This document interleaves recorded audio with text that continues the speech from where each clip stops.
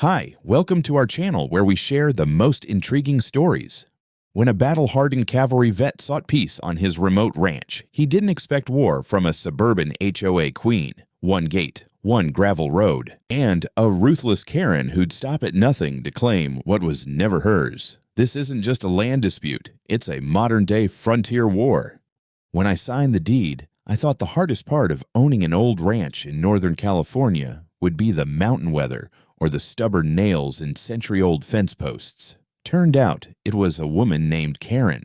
After 20 years in the Army Cavalry and a few more teaching horseback riding to kids with PTSD, I was ready to put roots down somewhere real, not just metaphorical roots either. I mean digging post holes and setting cornerstones kind of roots. I bought the place through a land trust liquidation. 80 acres of wild grass, a half-collapsed barn, and a squat farmhouse with the bones of a fortress and the smell of cedar and dust. No HOA, no neighbors in shouting distance, and a gravel road that twisted like a rattlesnake's spine up from the county highway and ended right at my porch. The realtor had made that part very clear. This land was outside any homeowners association, not adjacent, not disputed.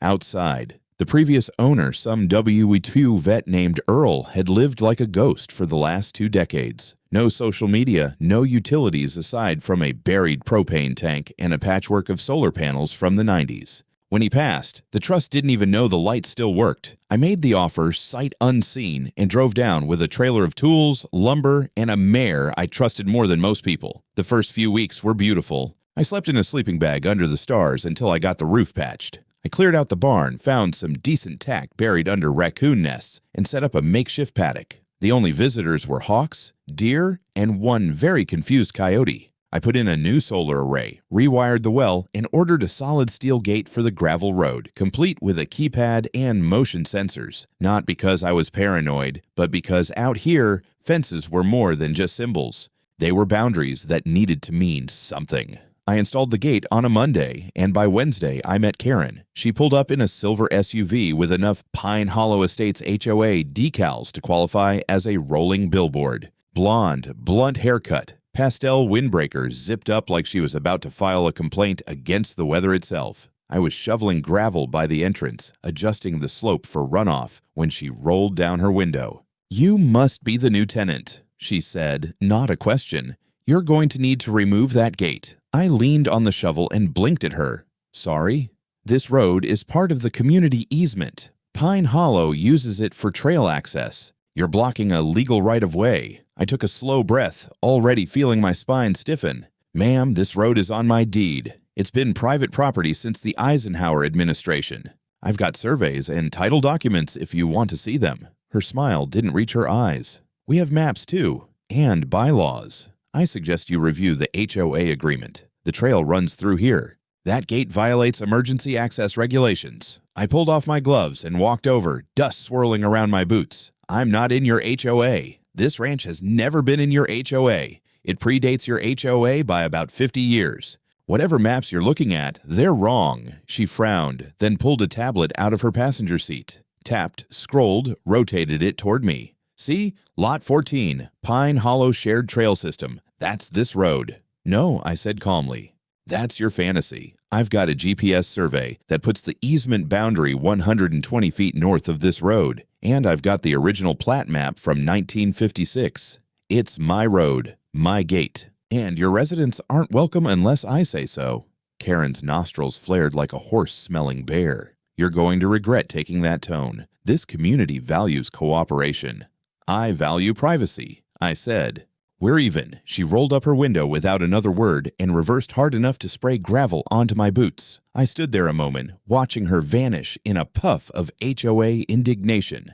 The next day, the cameras caught 2 figures in reflective vests around 2 a.m. One held bolt cutters. The other had a pry bar. They tried to pop the gate open, failed, then left after tripping the siren. I reported it to the sheriff's office, handed over the footage, and reinforced the lock with a motion-triggered light and audible alert. I also added a sign, "Private Ranch, no trespassing, not HOA land. Trespassers will be prosecuted." By Friday, I started finding little things. A torn copy of the HOA newsletter wedged under my windshield wiper, a pile of dog poop just inside the gate, A handwritten note in loopy cursive taped to my fence. "You're not welcome here."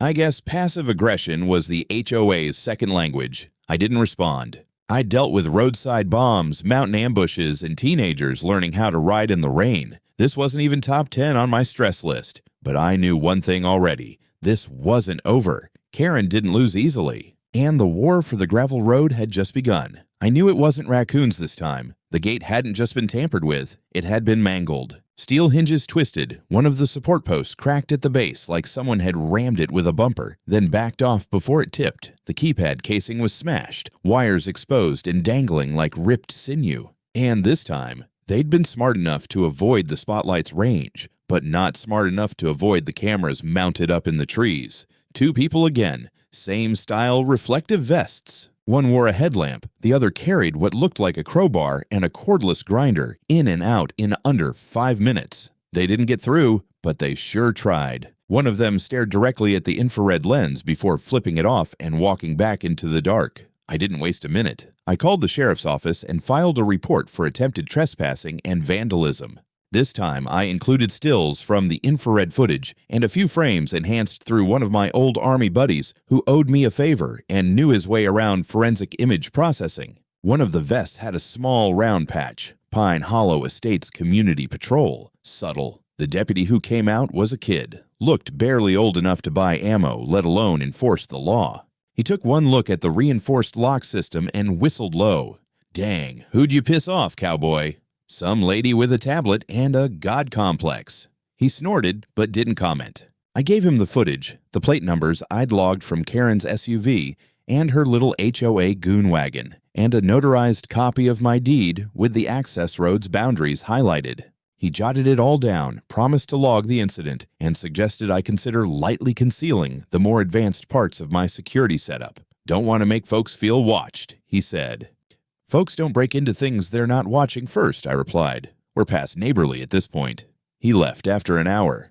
I didn't sleep that night. By morning, I had a plan. I tore out the old post structure, poured concrete for new footings, and installed an industrial-grade steel swing gate, 8-gauge, powder-coated hydraulic arms, full solar battery backup, and an encrypted keypad system with rolling codes. No HOA on Earth was getting through that without authorization from NORAD. I rerouted the camera feeds through a backup satellite uplink and hid 2 trail cams up the ridge. I also printed a new sign, bigger, bolder, private property. Not part of Pine Hollow HOA. Road is not an easement. Trespassers will be recorded and prosecuted. The final touch was a sensor-triggered speaker, just one phrase.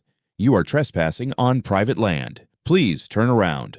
This is not HOA property. Calm, clear, polite, and deeply unnerving when it echoed off the trees in the dark. That weekend, Karen made her return. I heard the crunch of gravel and looked up from where I was sanding a beam on the barn porch. Same silver SUV, same pastel windbreaker, this time with backup. A tall, miserable-looking man in a golf vest riding shotgun and 2 more HOA loyalists in a white Jeep behind her. She parked just outside the gate and got out like she was preparing for a press conference. "Mr. Lawson," she called out, "we need to have a serious discussion." I set the sander down and walked over slowly. I could feel the horses behind me shifting in the paddock, sensing my tension, or maybe just the wind. "Unless this discussion involves your HOA paying for the gate you broke, I'm not interested." She ignored that and gestured toward the new installation. "This gate is a clear violation of emergency access protocols. It impedes the designated trail network that our community relies on for recreation and evacuation.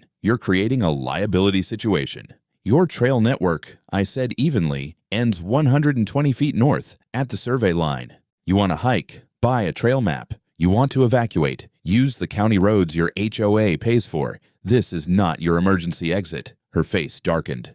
"Our bylaws state that—" "I'm not in your HOA," I snapped. "Your bylaws are about as relevant to me as the Pine Hollow Gardening newsletter. My land, my gate, my rules." She stepped closer, eyes scanning the keypad, the lock system, the signs. "You know this isn't going to go away just because you put up a bigger lock. You're making enemies here." "I don't need friends who cut my fence in the middle of the night," I said. "You want to play this in court? Be my guest. Just bring real maps this time." She opened her mouth to retort, but was cut off by the pre-recorded speaker message. "You are trespassing on private land. Please turn around. This is not HOA property." It played twice before she snapped and shouted, "Shut that thing off." I didn't say a word. I just stared. Eventually, she turned and stormed back to her car, barking at the man in the golf vest to file the paperwork. The white Jeep reversed awkwardly and nearly knocked over one of my no trespassing markers. Then they were gone. I stood there for a long time,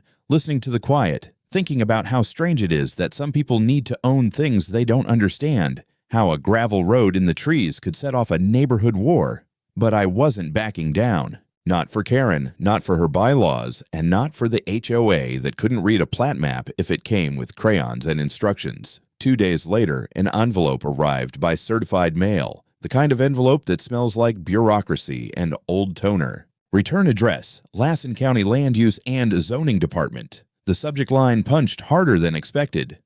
Notice of complaint, alleged obstruction of fire, evacuation easement, parcel that regarded 071-12 as 094. Inside was a formal complaint submitted by a Karen Boyle, acting in representation of Pine Hollow Estates HOA, alleging that I had erected an unauthorized physical barrier across an established emergency corridor utilized by the Pine Hollow community. Attached were 3 pages of boilerplate legalese, a request for investigation under county fire safety ordinances, and, most notably, a grainy, black and white map labeled Revised Trail and Access Plan 1998. I stared at it for a long time, jaw tight. According to this map, a red dotted line labeled Emergency Exit ran right through the middle of my gravel road, bending south toward the main highway, directly across my front gate, past my paddock, and over land that had belonged to my family long before Pine Hollow Estates even existed.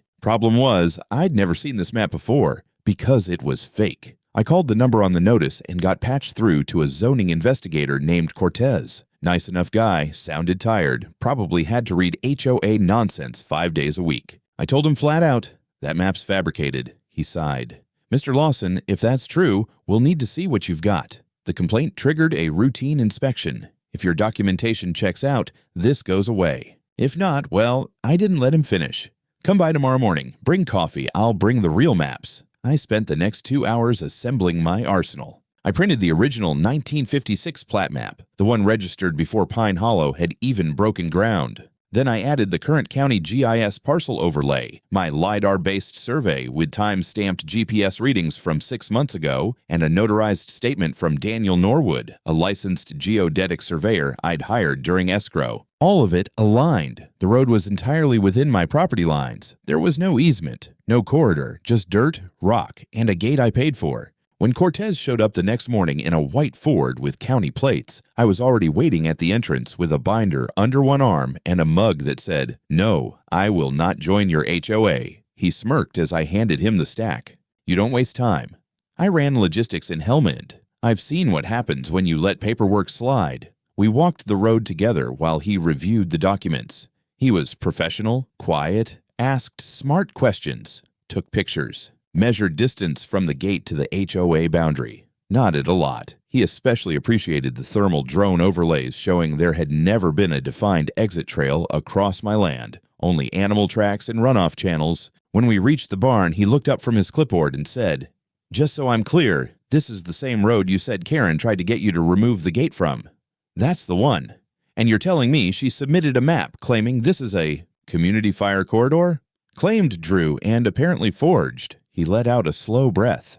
"If that's true, that's not just civil overreach. That's criminal misrepresentation." I just nodded. By the time he left, he had copies of every page, a USB with time-stamped GPS metadata, and a photo of the fake map for comparison.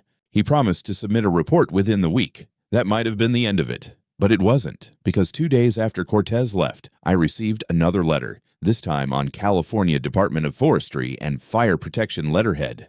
Cal Fire. Apparently, someone had submitted an urgent citizen request for inspection, claiming that I was obstructing a state-recognized emergency evacuation route, endangering Pine Hollow Estates in the event of a wildfire. The request was marked priority and carried the signature of Karen Boyle, again acting as president of the HOA. I laughed out loud. Then I laughed again, longer. She wasn't backing off. She was doubling down. I didn't wait. I called Cal Fire directly, explained the situation, and offered to walk them through the land myself. The inspector, a lean guy named Ramirez, showed up in uniform with an iPad, a topographic scanner, and a federal-level tolerance for rural nonsense. We toured the perimeter. I showed him the secondary emergency trail I'd quietly cleared on my own land, graded, graveled, and leading to the same county road, but positioned far from the Pine Hollow border. It was wide enough for a fire truck and marked by flags I'd had approved by a local fire consultant. Ramirez took photos, asked questions, nodded. Then I showed him the actual boundary line, how the supposed evacuation corridor on Karen's map ended not in Pine Hollow, but in a grove of manzanita bushes. He blinked at the fake trail, squinted at his tablet, and muttered, "Well, that's a hell of a leap." I didn't have to say anything. By the end of the visit, Ramirez informed me, point blank, that no evacuation route existed on my land per any state record. In fact, it appeared that Karen had led her HOA residents to use my private road as a fire exit for years without ever seeking permission or establishing a legal servitude. Worse, she'd submitted false claims to a state agency. When he left, he said, "You're in the clear, Mr. Lawson," but she's not. I watched the Cal fire truck disappear down the road, my boots planted firmly on my land, and I couldn't help but feel the shift in momentum. Karen thought she could bluff her way through bureaucracy like it was a bake sale. Turns out fire inspectors don't like being lied to. Cal Fire didn't waste time. 2 days after the inspection, I got a call from Inspector Ramirez. His tone was clipped, professional, and just a hair amused. "Mr. Lawson, I thought you'd like to know, we've forwarded a report to the district attorney's office. We believe there's been intentional misrepresentation of state emergency records. That map submitted by Ms. Boyle doesn't match any known file from the '98 registry, and we have reason to believe it was altered after the fact." I thanked him, hung up, and exhaled slowly. For the first time in weeks, I felt the ground tilt just slightly in my direction. Then the noise started. It began as low-frequency, repetitive thumping in the middle of the night. Not coyotes or wind this time. This was mechanical, rhythmic, close. At first, I thought it might be logging equipment in the distance, but when I stepped out onto the porch around 2:30 a.m., I caught the flash of movement in the tree line. A figure, crouched low, bolting back toward the HOA boundary. Seconds later, a shrill siren split the silence. Right next to my paddock, horses screamed.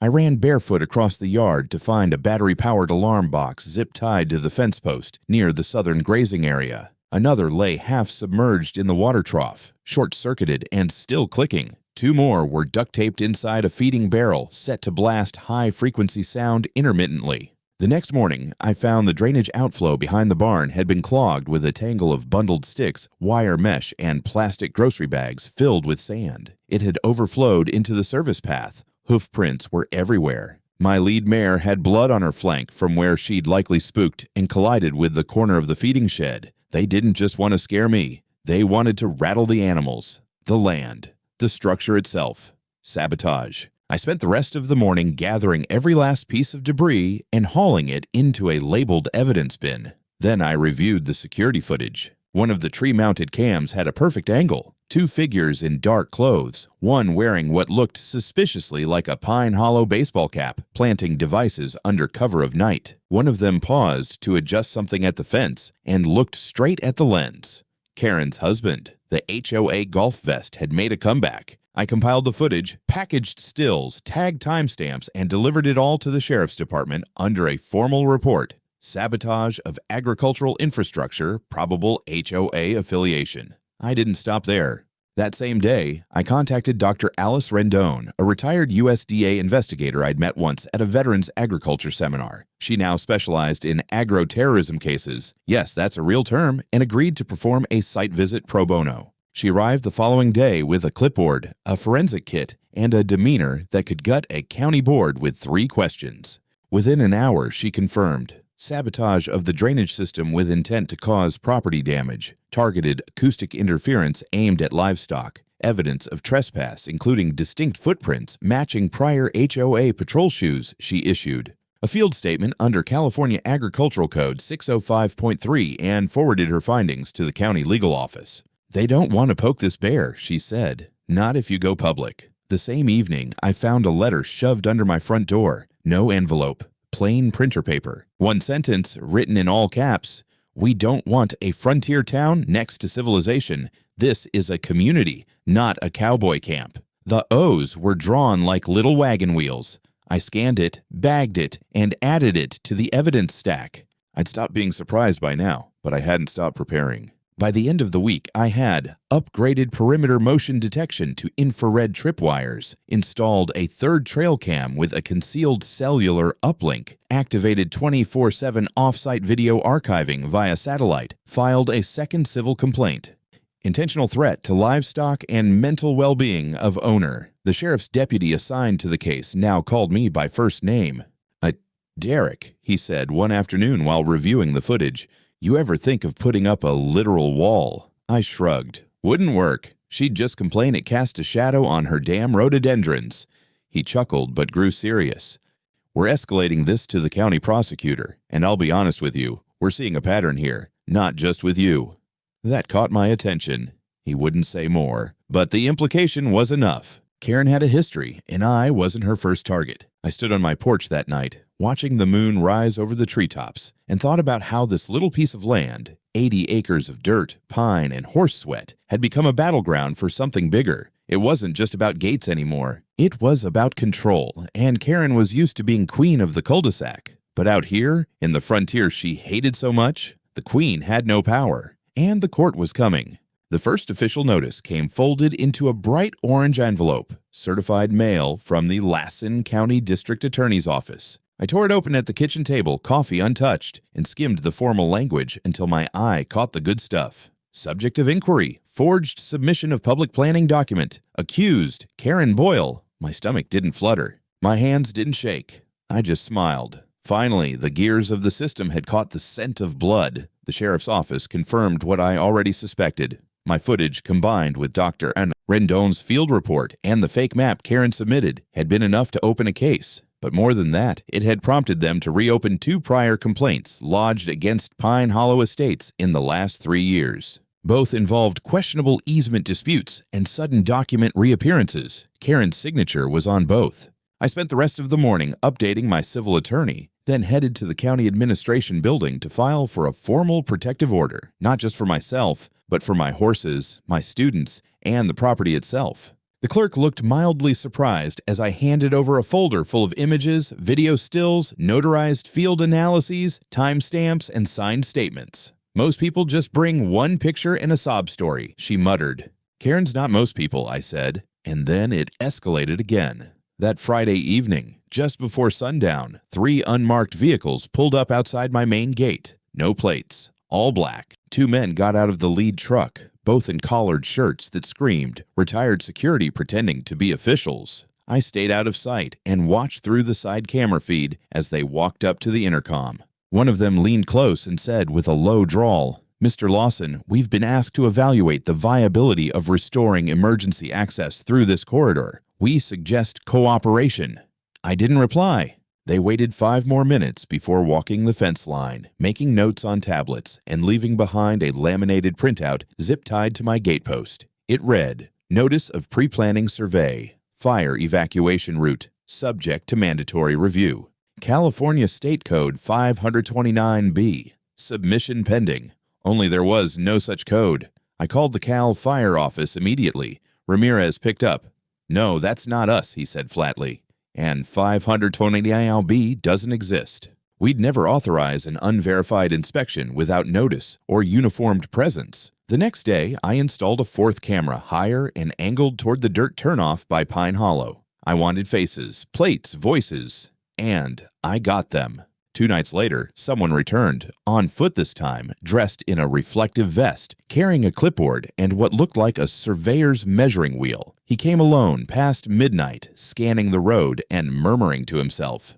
But this time, he took a wrong step and tripped a buried perimeter alarm. Sirens lit up like Vegas. I got to him first, shotgun in hand, safety on, and voice low. He froze. Looked like a deer caught mid-tax evasion. "Name?" I asked. He stammered something about being contracted for preliminary assessment by the Pine Hollow Fire Readiness Subcommittee. He had no badge, no card, just a shaky grin and khakis that were turning a darker color near the knees. "You're trespassing," I said, "and impersonating state personnel. Cameras caught everything. Stay where you are."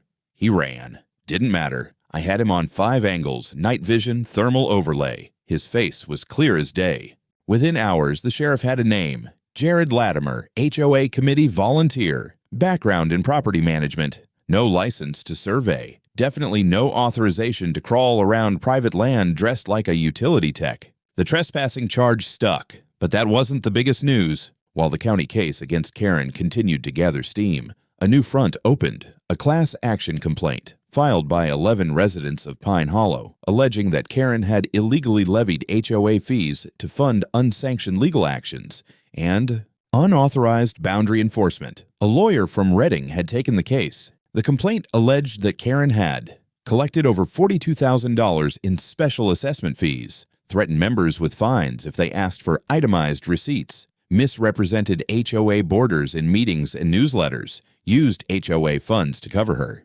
Personal legal bills related to my gate. Suddenly, I wasn't the only cowboy on the battlefield. The media caught wind of it. A local journalist emailed me asking for comment for an upcoming piece titled "Queen of the Hollow: How One Woman Tried to Annex a Ranch by Force and Policy." I declined the interview, but I knew the tide was turning. One night, I sat with my boots up on the porch railing, sipping whiskey, as the wind rattled through the dry grass and the distant howl of a coyote cut through the dark. My land, my rules. But the war wasn't over. Karen had gone quiet. Too quiet. The silence from Karen didn't last long. It began with a sudden surge in anonymous phone calls to the county planning office, complaints claiming I had built unpermitted equestrian structures and installed unauthorized surveillance infrastructure on protected terrain. I only learned about it because a sympathetic clerk in the department called my lawyer directly and said, "Off the record, someone's gunning for you." The complaints were unsigned, but the phrasing was familiar. Words like visual pollution, cultural disruption, and non-compliant barrier structures. Karen's trademark HR buzzword salad. Within 48 hours, 2 separate field inspectors showed up at my gate, uncoordinated and confused. One from the Lassen County Building Safety Division and the other from State Environmental Review. Both had been forwarded citizen alerts about code violations on a developing property under agricultural exemption. Both left without incident after reviewing my files and permits. Everything was in order. Still, it was enough to chew up a full afternoon. By now, my schedule was in shambles. I was supposed to be running trail programs for kids, training new horses, prepping the east barn for winter. Instead, I was fielding nuisance claims, answering emails from county offices, and updating a lawyer on speed dial. But I refused to let it throw me off balance. That's when Karen finally made her next move, and it was the boldest yet. She called for a special emergency session of the Pine Hollow HOA board, inviting county stakeholders, a CAL FIRE liaison, and, curiously, a local ABC affiliates camera crew. A resident tipped me off the night before. I tuned in via public live stream, popcorn in hand, fully expecting theater, but even I didn't expect what came next. Karen stood at the podium in their HOA community hall, looking like a PTA president about to outlaw Halloween. "This is not just about a gate," she said, voice trembling with righteous venom. "This is about fire safety. This is about protecting families. We have lived here in peace for 17 years, and now we're being walled in by a man who believes his horse paddock outranks public safety. If our children can't evacuate in time, who will take responsibility?" She then unveiled a new emergency evacuation plan, a map projected on screen showing my property split into 3 zones, each labeled as secondary access corridor and marked with red arrows pointing directly through my barns and stables. She claimed the plan had been pre-approved by regional emergency liaisons. Not only was it a lie, it was a felony-grade fabrication. I paused the stream, screenshot everything, and emailed the entire package to CAL FIRE, the sheriff, and my lawyer. 30 minutes later, my phone lit up with a call from Ramirez at CAL FIRE. He was furious. "We never approved any of that. She forged our department stamp. That's federal territory she's messing with." Within 48 hours, CAL FIRE filed a formal criminal complaint with the district attorney's office for fraudulent use of state insignia and fabrication of emergency documents. That alone carried a possible 2-year sentence. But Karen wasn't done. The night after her infamous HOA performance, my ranch suffered its first real act of sabotage. It was just after midnight. I had just finished updating a firewall rule on my camera server when the perimeter alarm tripped. This time, not on the road, but by the east drainage canal. I flipped to the live feed and saw 2 silhouettes crouched near the runoff gate. One was pouring something, thick and viscous, into the trench. I grabbed my boots, my dog, and my flashlight. By the time I made it to the scene, they were gone. But the damage was real. The trench was flooded with concrete slurry, hardening fast. Someone had tried to clog my entire water runoff system, hoping to cause a flood or livestock hazard. By morning, I had security footage, chemical samples, and tire tracks leading back toward the HOA fence line. My civil attorney immediately filed a motion to expand the existing injunction to include acts of property sabotage, and I called in an agro-terrorism investigator. Yes, that's a real title. Dr. Megan Thorne, ex-USDA, walked the property with me and confirmed this was coordinated. Someone planned this with knowledge of livestock drainage systems. This isn't a prank. Within days, I had enough to file a civil suit for environmental sabotage, property damage, and psychological harassment. I included every relevant clip, photo, timestamp, and footprint. My lawyer delivered the packet to court personally, and for good measure, I sent a copy to the ABC affiliate that had filmed Karen's speech. The next news cycle exploded. Ranch owner accuses HOA president of coordinated sabotage after fake evacuation map scandal. Karen Boyle under criminal review for falsified fire plan property attacks. Veterans Ranch targeted in HOA turf war, community or cult. For the first time, people stopped me at the feed store and said, "Hey, you're the guy with the gate, right?" With a smile, a nod, and the worn keys hanging from my belt, I'd say, "Damn right." But even as public opinion shifted, the war was far from over. Karen was cornered now, and I'd learned enough in the Army to know a cornered opponent is the most dangerous kind. And she was about to make her most desperate play yet. The night after the slurry incident, I doubled the perimeter patrols. Motion sensors, infrared cameras, even floodlights on timers. I wasn't just protecting land now, I was protecting people. A few of the teens in my program were due to arrive for a weekend retreat, and I wasn't about to expose them to whatever HOA madness was still brewing. Karen, apparently realizing her media stunt had backfired, went quiet. But her silence was the kind that rattled the bones. Then, without warning, I received a cease and desist letter from a brand new law firm representing the HOA. The accusation, creating undue psychological stress for Pine Hollow residents by erecting intimidating security barriers and maintaining an aggressive surveillance posture. I laughed out loud, then sent it to my lawyer, who sent back a single sentence. We file a counterclaim for harassment and defamation. That same afternoon, one of the new cameras caught something chilling. A man, mid-40s, wearing an HOA vest, standing at the fence with bolt cutters. He didn't try to cut the fence, but he stared straight at the lens, then slowly taped a note to the post. I retrieved it myself. Scrawled in marker, "You don't belong here. We don't need your kind." My kind? By morning, I'd filed a police report, uploaded the footage to the sheriff, and sent it to my agro-terrorism consultant. Her response: "They're escalating to intimidation." 2 days later, a fire inspector came by to verify a burn hazard on my property. The tip? An anonymous HOA member claimed I was storing hay improperly. The inspector left annoyed. "Everything's clean, legal, and better than most farms I've seen." But the pattern was clear. Karen had stopped playing public games. Now it was shadows, threats, and pressure. I could feel the walls tightening, not physically, but legally. She was lining up false statements like dominoes, hoping one would fall. So I made a call to the Association for Private Property Rights. I sent them everything: documents, footage, the forged evacuation plan, the attacks.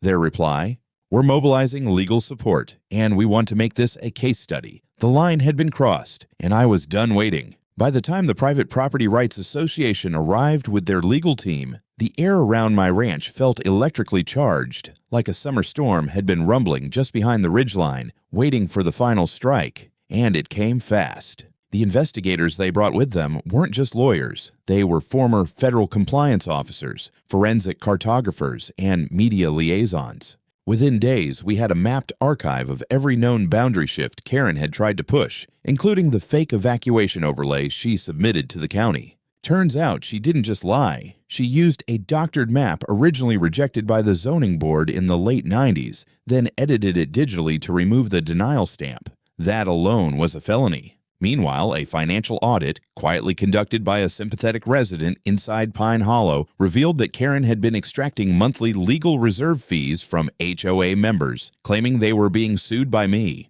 When pressed, she insisted the money was for community defense. She'd collected over $80,000. The breaking point came at a town hall meeting where she finally slipped. One of the residents, a retired school principal, asked why the HOA had engaged in so many off-book actions. Karen snapped, "Because if we let that cowboy turn our mountain into some PTSD petting zoo, we lose everything this community stands for." The entire room went silent. Someone had been filming. That video made it to the county board, then to the press, then to the California State Attorney General's office. By the end of the month, the lawsuit had swelled into a class action complaint, not just by me, but by 12 residents of Pine Hollow who had had enough of her embezzlement, deceit, and retaliatory policies. Cal Fire reopened their investigation, this time into Karen personally, and the sheriff's department raided the HOA office. The judgment came fast. Karen was charged with falsifying official documents, obstruction of property rights, and criminal harassment. The court ordered her removal from the HOA board and sentenced her to 6 years of confinement with probation restrictions forbidding any future participation in property management. Pine Hollow HOA was placed under temporary state oversight. I was awarded $410,000 in damages. But the best part? I replaced my gate with a custom-welded steel arch, engraved across the top, "No HOA beyond this point." I hosted a barbecue that weekend for the veterans in my program. Horses grazed peacefully in the distance. The kids painted a new sign to hang below the gate. It read, "Karen Proof since 2025. Modern Rancher did a full-page spread the next month." The cavalry sergeant who held the line, "I didn't ask for the war, but damn if I didn't win it."